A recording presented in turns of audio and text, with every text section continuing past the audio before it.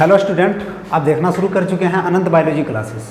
ये वीडियो उन स्टूडेंट्स के लिए है जो हमारे ऑफलाइन बैचेज में बाद में ज्वाइन कर रहे हैं। दैट मीन्स बैचेज मेरा रनिंग है, क्लास 11th का बैचेज मेरा 3 रनिंग है।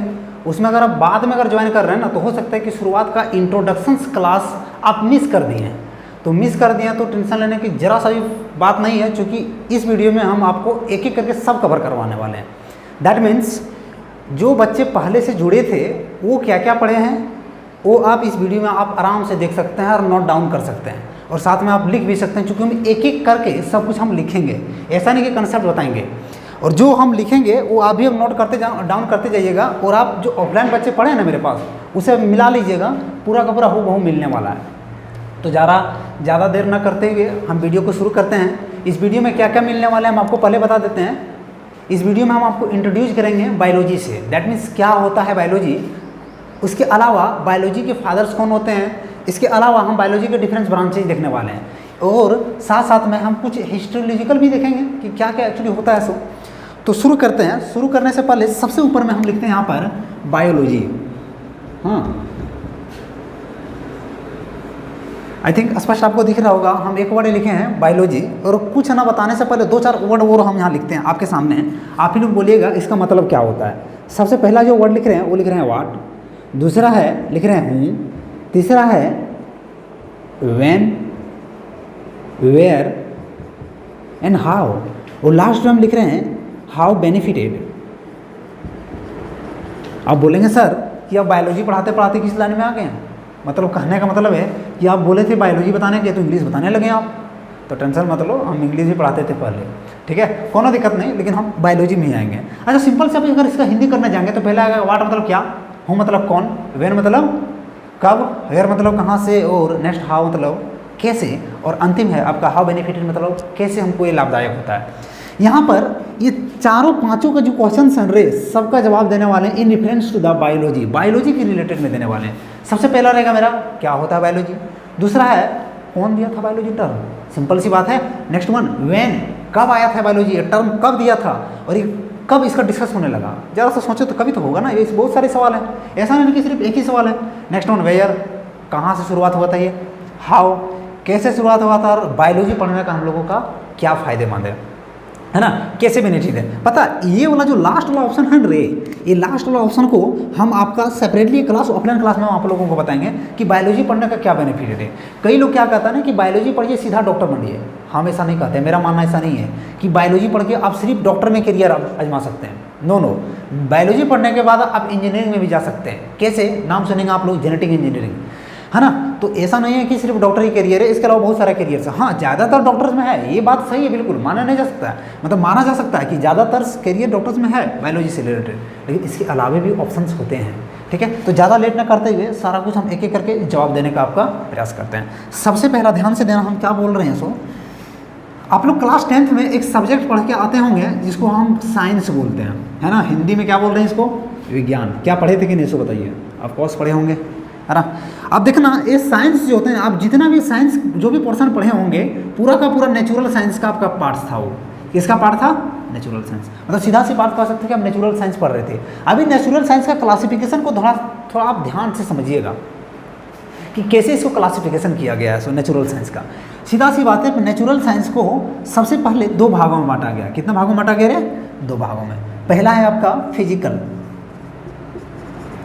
फिजिकल साइंस, और दूसरा है लाइफ साइंस। बोलेंगे सर ये तो कभी नहीं सुने होंगे आप, तो बिल्कुल आप क्लास 11th में हैं तो आपके लिए तो बिल्कुल नया नहीं होगी, क्योंकि आप क्लास 11th में इसलिए आए हैं क्योंकि आपको कुछ थोड़ा नया सीखना है ना। तो देखिएगा, सबसे पहला है फिजिकल साइंस। फिजिकल साइंस का फिर से आगे क्लासीफाइड किया गया, और फिजिकल साइंस का सबसे पहला आगे है, सबसे शुरुआत में जो है वो है फिजिक्स। आप फिजिक्स पढ़ते होंगे, साइंस में पढ़े होंगे एक portion physics. Next one chemistry, physics and chemistry is the part of physical science, है ना। फिजिकल साइंस इसमें मतलब लाइफ साइंस की कोई बात नहीं कर रही है, ये पूरा का पूरा फिजिकल्स वर्ल्ड है। Next one geography.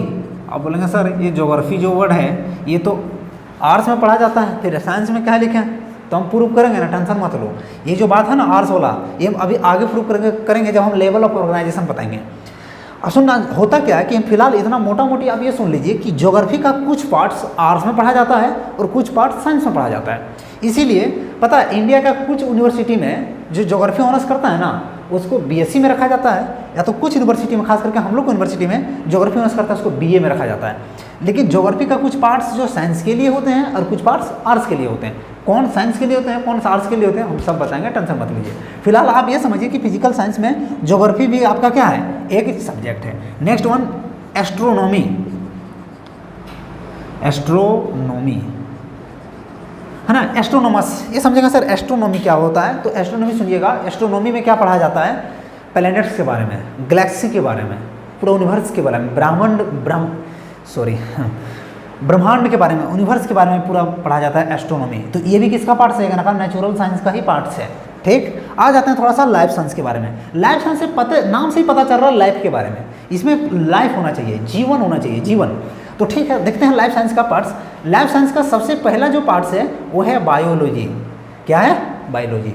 दूसरा पार्ट्स आप सुने होंगे एग्रीकल्चर। एग्रीकल्चर भी इसी में आता है। बोलेंगे सर एग्रीकल्चर तो आज तक सब्जेक्ट नहीं सुने थे, तो सुन लीजिएगा ना। आप बायोलॉजी से आप क्या कीजिए इंटरमीडिएट के लिए, उसके बाद आपको एग्रीकल्चर से बीएससी करने का मौका मिल सकता है आपको, है ना। ये फर्दर मतलब आगे जब स्टडी करेंगे तो। नेक्स्ट वन एग्रीकल्चर के बाद वेटेनरी। अब वेटेनरी क्या होता है सुनिएगा, वेटेनरी होता है ना जैसे कैटल्स के लिए जो डिजीज होता है उसका आप इलाज करना, है ना, क्योर करना, वो वेटेनरी में आता है। आप सुने होंगे कि जो पशुओं का डॉक्टर होता है उसको वेटेनरी कहा जाता है। तो ये भी आपका आता है लाइफ साइंस में ही। वेटेनरी के अलावा एक और होता है food and nutritions. Food and nutritions, food and nutritions भी किसका पार्ट है, लाइफ साइंस का।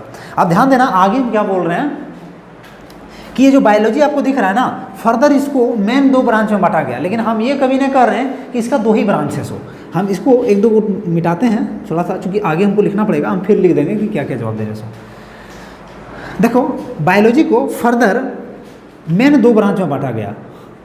एक है आपका जूलॉजी, फिर है आपका बॉटनी, है ना। जूलॉजी का मतलब होता है जंतु विज्ञान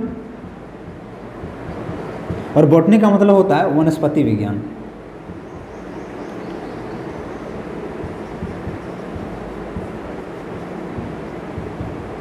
मतलब बायोलॉजी का मेन 2 ब्रांच है, लेकिन ये जरूरी नहीं कि मेन 2 ब्रांच है और बाकी ब्रांचेज नहीं। इसमें से बहुत सारा सब ब्रांचेज है बायोलॉजी का। मतलब ये 2 ब्रांच है लेकिन मेन है, और बाकी क्या है, सब ब्रांचेज है बायोलॉजी का। उनमें से सुनिएगा, आप भी सुने होंगे जेनेटिक्स, है ना रे, जेनेटिक्स, जिसको आप शायद क्लास 10th में भी एक चैप्टर आया होगा आपका जेनेटिक्स। जेनेटिक्स के अलावा बायोटेक्नोलॉजी, है ना। बायोटेक्नोलॉजी के अलावा आप ध्यान देना, ये इकोलॉजी का पार्ट्स है। Ecology, genetics, biotechnology, ecology. Next है फिजियोलॉजी। पता ये इतना है ना, हम लिख करके ख़त्म नहीं कर पाएंगे, इतना है अभी हम लिखेंगे। हालांकि मेरा टर्म यही रहेगा कि डिफरेंट ब्रांचेज ऑफ बायोलॉजी, तो उसमें हम पूरा लिस्टिंग आपको लिखेंगे अभी जस्ट तुरंत बाद इसके टॉपिक के बाद। यहाँ से ये इतना क्लासिफिकेशन करने के बाद हमको ये बात पता चला कि बायोलॉजी जो है ना रे, ये ब्रांच है किसका, साइंस का ही ब्रांच है। बायोलॉजी किसका ब्रांच है, साइंस का। उनमें से किसका ब्रांच है, लाइफ साइंस का। इसमें किसके बारे में स्टडी किया जाता है, लाइफ के बारे में। अब आते हैं थोड़ा सा बायोलॉजी के बारे में। यहाँ पर थोड़ा सा ध्यान दीजिए, बायोलॉजी जो है सो 2 ग्रीक वर्ड से बना हुआ है। किससे बना हुआ है, 2 ग्रीक वर्ड के। दोनों ग्रीक वर्ड को सुनिएगा ध्यान से। अब पहला जो ग्रीक वर्ड है आपका वो है बायोस। पहला ग्रीक वर्ड क्या है, बायोस, और दूसरा है लोगस। सुनना, बायोस का मतलब होता है, बायोस ये मेरा ग्रीक में है, और बायो को अगर इंग्लिश में लाएंगे तो होता है बायो, और लोगस को अगर लाएंगे तो होता है लॉजी, है ना। और बायो का मतलब होता है लाइफ, और लॉजी का मतलब होता है टू स्टडी। ध्यान दो हम क्या बोल रहे हैं। सो यहाँ से सिंपल हम क्या देखें कि बायोलॉजी 2 ग्रीक वर्ड से मेरा बना हुआ है। पहला है बायोस। बायोस का मतलब क्या होता है, बायो। बायो का मतलब क्या होता है, लाइफ। और लोगस का मतलब क्या होता है, लॉजी। और लॉजी का मतलब क्या होता है, टू स्टडी। एक बात ध्यान देना, जितने भी जब भी आपको लॉजी वर्ड आए इसका मतलब समझ जाइए आप क्या है, टू स्टडी बात कर रहा है। अब सिंपल सी बात है, दोनों को अगर मिला दिया जाए तो क्या होगा, biology is the study of life होगा ना। Biology is the study of life. अब आते हैं ये वाला बात को और ये वाला बात को दोनों को मिक्स करके एक बढ़िया सा डिफिनेशन तैयार करते हैं बायोलॉजी का। क्या डिफिनेशन होगा आप बताइएगा। करते हैं, यहाँ से लिखते हैं कि biology is the branch of science, या तो नेचुरल साइंस। बायोलॉजी ब्रांच है किसका? नेचुरल साइंस का, जो किसके बारे में स्टडी करवाता है? लाइफ के बारे में। तो मिलाते हैं दोनों डिफिनेशन, लिखते हैं biology is the branch of life science, या तो science which deals with the study of life. होगा कि नहीं? तो चलिए ये दोनों मिला करके एक डिफिनेशन हम लिखते हैं नीचे, ठीक है। अगर आपको इतना लिखना है तो आप उतार सकते हैं, है ना। वीडियो को पॉज करके आप इसको देख सकते हैं, हम साइड हो जा रहे हैं। अब इसके अलावा हम इसको नीचे मिटाएंगे और क्या लिखेंगे? डिफिनेशन लिखेंगे बायोलॉजी का।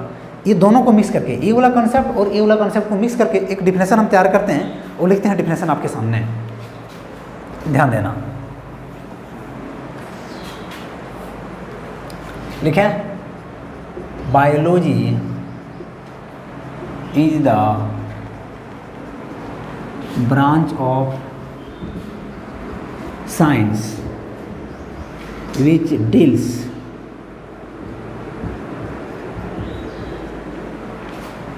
With the study of life. होगा कि नहीं से बताइए। तो यहाँ से हमको डिफिनेशन ये पता चला कि बायोलॉजी का डिफिनेशन क्या है। तो ये आप उतारिएगा। इसके बाद सुनिएगा बायोलॉजी के बारे में और फैक्ट। जैसे अभी आप बायोलॉजी पढ़ें, सिंपल सी बात है, और को आपको पूछा कि चलिए आप हमको बायोलॉजी बताइए, तो बायोलॉजी के बारे में बता देंगे कि बायोलॉजी 2 ग्रीक वर्ड से बना है। बायोलॉजी का डिफिनेशन बता देंगे। लेकिन कभी आपसे ये पूछ दे कि ये टर्म बायोलॉजी दिया के था, सिंपल सी बात है ना, पूछने वाली बात है कि ये टर्म बायोलॉजी के दिया था, तो उसको हम देखते हैं कि के दिया था बायोलॉजी टर्म। तो नेक्स्ट हम टर्म लिखेंगे कि बायोलॉजी टर्म दिया के था। तो किसको पता है बताइए कि बायोलॉजी टर्म किसने दिया था? चलिए हम इसको लिखते हैं बढ़िया से कि के दिया था। तो नाम ध्यान रखना, हम यहाँ लिख रहे हैं, आप पढ़ के बताइएगा। यहाँ लिख रहे हैं टर्म बायोलॉजी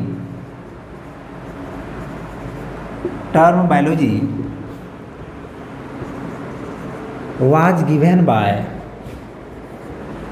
बायोलॉजी जो है ये टर्म दिया गया था, इसका नाम है, पहला है J.B. Lamarck and ट्रीवर्नस।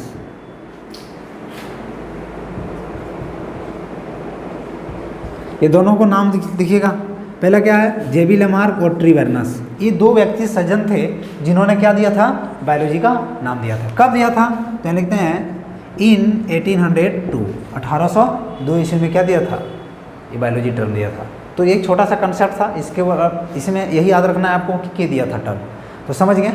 चलिए नेक्स्ट इसके अलावा कंसेप्ट, इसका जो नेक्स्ट कंसेप्ट हम बताने वाले हैं ये है कि फादर ऑफ बायोलॉजी। जैसे हम ये बोल रहे हैं कि मान लीजिए कोई भी डिपार्टमेंट का बात करें, कोई भी डिपार्टमेंट, जैसे मान लीजिए वो है जो ड्राइव करने में पूरा बादशाह है, मतलब कह सकता है कि वो ड्राइविंग में क्या है, बहुत टैलेंटेड है, तो कहता ना कि हम ड्राइविंग का क्या है, बाप है। उसी प्रकार कोई तो होगा जो बायोलॉजी में अथाह ज्ञान होगा, या तो कुछ तो ऐसा कमाल किया होगा जो बायोलॉजी के पिता कहा गया होगा उसको। तो इसी प्रकार बायोलॉजी का पिता है, तो उसको लिखते हैं। तो क्वेश्चन ऐसे आता है, who is the father of biology. तो यहाँ नीचे लिखते हैं फादर ऑफ बायोलॉजी। तो फादर ऑफ बायोलॉजी, बायोलॉजी का फादर किसे कहा गया है? तो वो है अरिस्टोटल। कौन है? अरिस्टोटल। हिंदी में इसको कहते हैं अरस्तु। थोड़ा सा इसके लाइफ के बारे में देख लीजिएगा। ये जो पैदा हुए थे 384 और ये मर गए थे 322 BC की बात किया जा रहा है, बिफोर क्राइसिस। आई थिंक आप जानते होंगे बिफोर क्राइसिस क्या होती है। सो तो इतना में ये पैदा हुआ था, इतना मर गया था, बिफोर क्राइसिस की बात कर रहा है। अब जरा सा सोचो कि जिस समय दुनिया बायोलॉजी का भी नहीं जानता था, उस समय बायोलॉजी के बारे में क्या क्या बोल दिया इन्होंने, क्या क्या दे दिया, क्या क्या टर्म्स के डिफाइन कर दिया कि ये क्या होने लगा, क्या कहने लगा। अभी भी हम लोग पढ़ रहे हैं इसको। इसका नाम Aristotle as a father of biology. बात समझिएगा कि इन्होंने क्या किया था। इन्होंने पता है उस समय क्या बोला कि जितने भी लिविंग ऑर्गेनिज्म है ना रे, जितने भी लिविंग ऑर्गेनिज्म है उसको हम 2 भागों में बांट सकते हैं। जितने भी लिविंग ऑर्गेनिज्म उसको कितने भागों में बांट सकते हैं हम? 2 भागों में। कौन कौन? सबसे पहले इन्होंने बोला कि एक हम बोल सकते हैं प्लांटिया और दूसरा एनिमलिया। क्या बोला कि जितने भी लिविंग ऑर्गेनिज्म है इसको दो पार्ट्स में बांट सकते हैं, एक है प्लांटिया, दूसरा एनिमलिया। और इतना भी नहीं रुका वो आगे फिर बोला कि प्लांटिया को भी हम 3 भागों में बांट सकते हैं। पहला उन्होंने बोला कि सर्ब, फिर बोला हर्ब, और लास्ट में क्या बोला ट्री। ट्री वो होता है जो लंबे होते हैं कद में, हर्ब क्या होता है जो उससे लंबे, उससे थोड़ा छोटे होते हैं, और सर्ब बिल्कुल छोटे होते हैं। तो ये साइज के आधार पर इन्होंने प्लांट्स को कितने भागों में बांटा, 3 भागों में। प्लांटिया मतलब ग्रीक वर्ड है, प्लांट होता है। और एनिमलिया को इन्होंने 2 भागों में बांट दिया। एनिमलिया को इन्होंने कितने भागों में बांटा, 2। पहला उन्होंने बोला इनेमा, क्या बोला इनेमा, और दूसरा बोला एनाइमा। अब सुनना इनेमा और एनेमा का अब मतलब। इनेमा क्या होता है कि वो ऑर्गेनिजम्स, वो एनिमल्स जिसके ब्लड में आरबीसी होता है, जिसके ब्लड में क्या होता है आरबीसी होता है। और एनेमा का मतलब होता है कि वो एनिमल जिसके ब्लड में आरबीसी नहीं होता है। तो डायरेक्ट यहाँ लिखते हैं ना कि who possess RBC in blood, और यहाँ क्या लिखेंगे lack of RBC in blood. अब हमको सिंपल कमेंट करके बताइए कि वो कौन सा एनिमल्स है जिसके ब्लड में आरबीसी नहीं होता है। आरबीसी नहीं होता है कहने का मतलब है उसका ब्लड रेड नहीं दिखता है। अरे आरबीसी के कारण हमारा ब्लड रेड दिखता है ना, तो कुछ ऐसे जरूर ऑर्गेनिज्म होंगे जिसमें आरबीसी नहीं होगा, और आरबीसी नहीं होगा तो उसका ब्लड रेड नहीं दिखता होगा। सिंपल सी बात है। तो हमको कमेंट करके बताएंगे इनेमा का एग्जाम्पल्स और एनेमा का एग्जाम्पल्स। क्या आपको इतना समझ में आया? इतना हम अभी से क्या क्या कंसेप्ट बताएं, फादर ऑफ बायोलॉजी बताएं। नेक्स्ट वन देखेंगे, इसको इरेज करते हैं। ओह, आप लोग लिखे थे कि नहीं? थोड़ा सा साइड हो जाते हैं, लिख लीजिएगा, चूँकि हसीन सॉल्ट ले करके उधर हम आके मिटा दिए हल्का।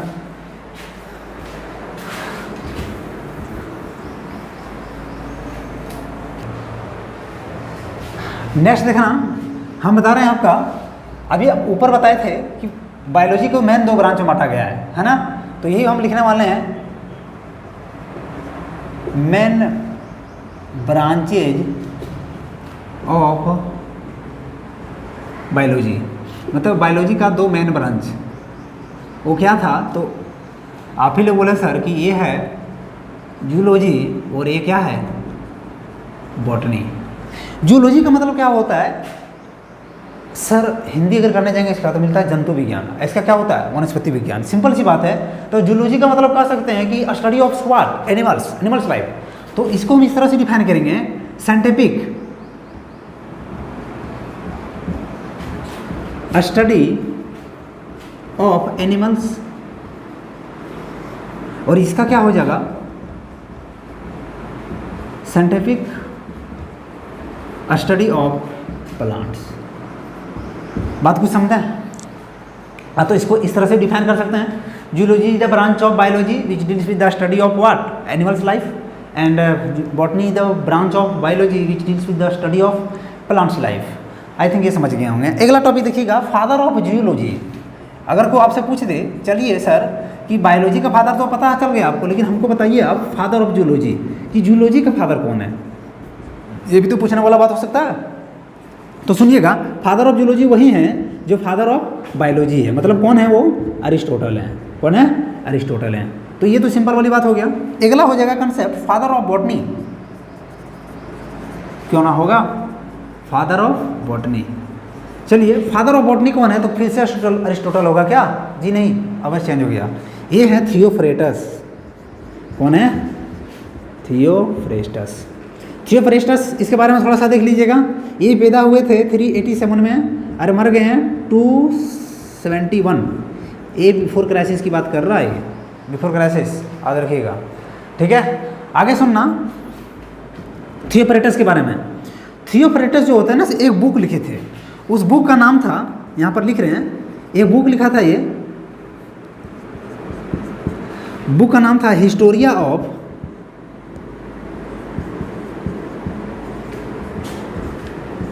प्लांटेरम। ठीक, याद रखिएगा। और पता है अरिस्टोटल जो अभी ऊपर में बताएं, इसने भी एक बुक लिखा था। इसका बुक का नाम लिख देते हैं। इसका बुक था हिस्टोरिया ऑफ एनिमलम।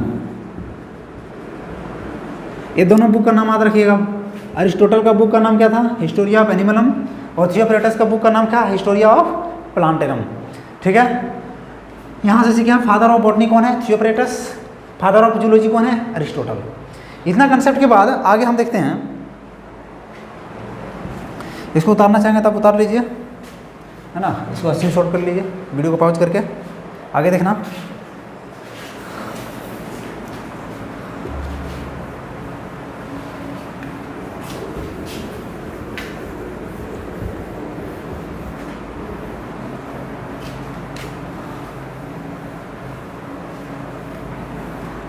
अब थोड़ा सा डिस्कस कर लेते हैं कि जितना हम क्वेश्चंस लिखे थे उनमें से किसका किसका जवाब मिल गया। क्या आपको वाट का जवाब मिला? अब कॉस मिल गया, है ना। हूँ वाला जवाब मिला, किसने दिया था? ये भी मिल गया। नेक्स्ट वन, वेयर कहाँ से आया था? ये भी मिल गया। 3 जवाब मिल गया। आगे देखते हैं सब कुछ। और वो है आपका टॉपिक, सिंपल सी बात हम जानने वाले हैं।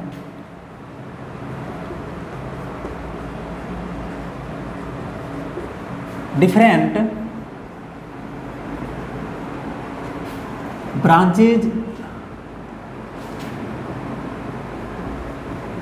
And terms of biology.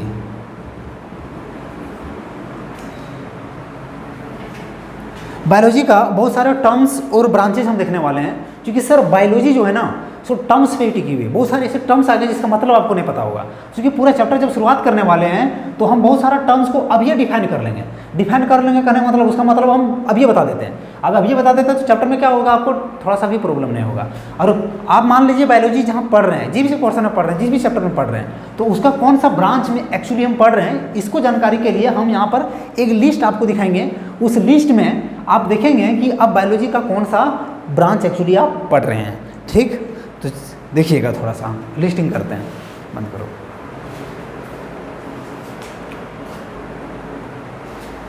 तो ध्यान देना, हम यहाँ पर पूरा लिस्टिंग कर दिए हैं एक एक करके। टोटल यहाँ से 15 है। अगर 1-2 और मिलेगा तो हम और बता देंगे।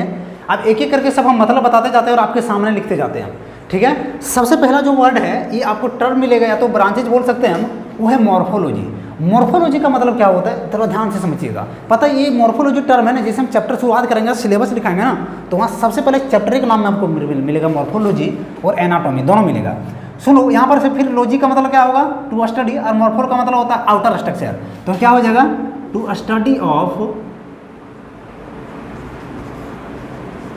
आउटर स्ट्रक्चर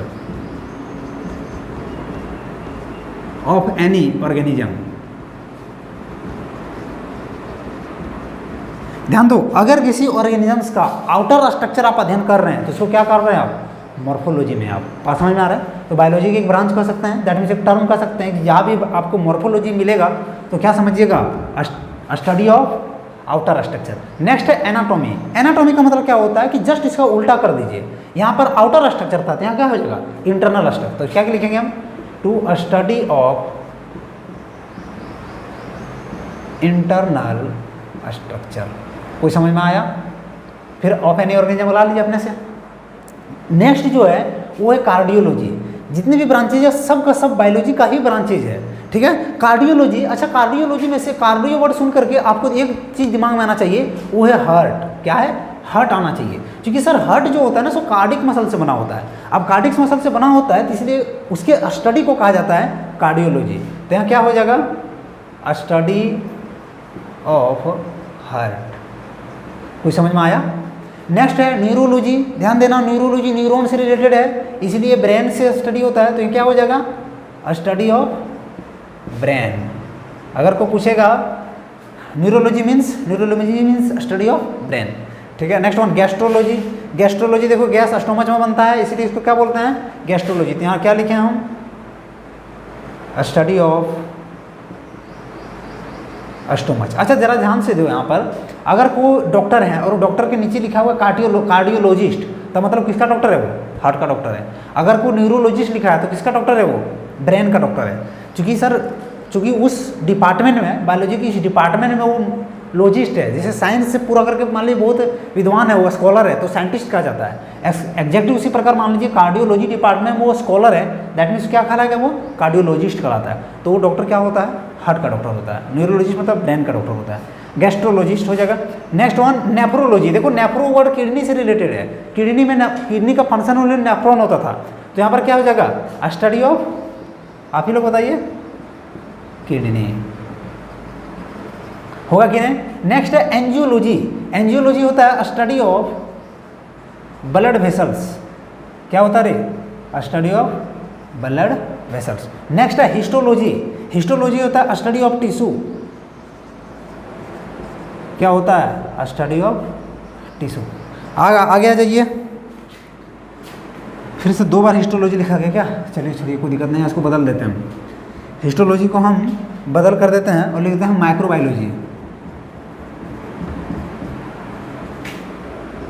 है ना। तो माइक्रोबायोलॉजी में हो जाता है स्टडी ऑफ माइक्रो ऑर्गेनिज्म। क्या हो जाएगा रे, study of micro organisms. Next one cytology. ठीक है, ध्यान देना, साइटोलॉजी। साइटोलॉजी होता है स्टडी ऑफ सेल, आप जानते होंगे, study of sales.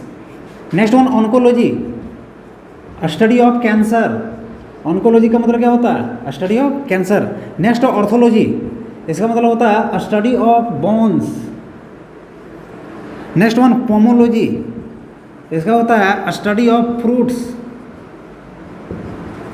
Another one is what, anthology. Anthology होता है study of flower, study of flower. और लास्ट है ऑर्निथोलॉजी। ऑर्निथोलॉजी का मतलब होता है study of birds.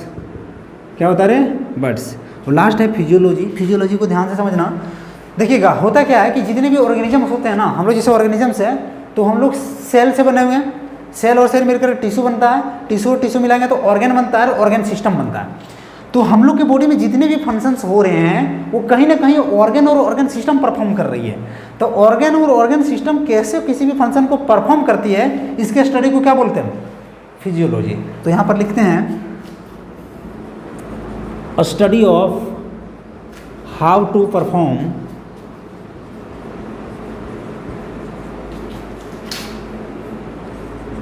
any function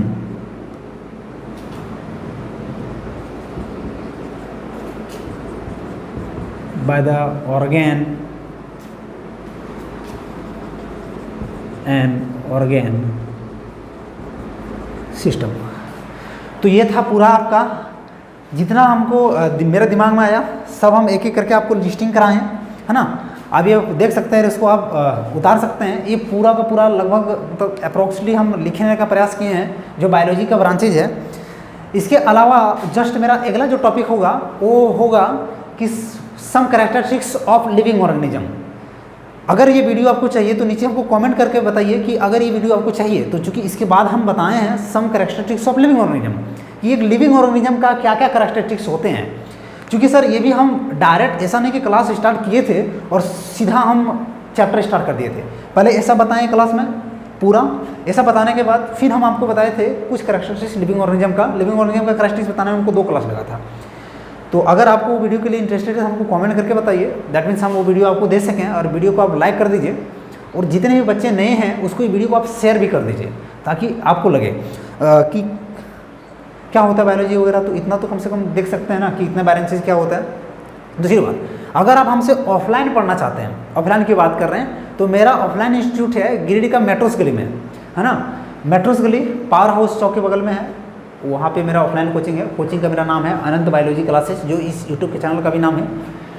तो इस चैनल को अगर सब्सक्राइब भी नहीं किया तो आप सब्सक्राइब भी कर लीजिए।